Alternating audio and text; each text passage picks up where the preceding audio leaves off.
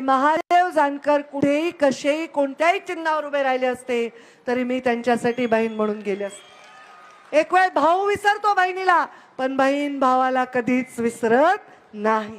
त्यामुळे माझी जबाबदारी सर्व अंगाने आहे आणि म्हणून मी इथे आलेली आहे। आपण सर्वजण या भागाच्या विकासाची, या भागाला एक ओळखीची गरज आहे।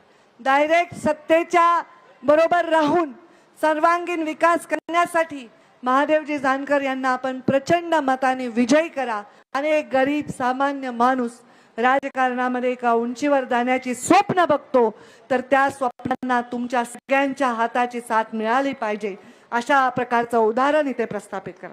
जानकर साहेब, मी तुम्हाला पण हक्काने सांगणार आहे, तुम्ही या लोकांसाठी इथे घर घ्या।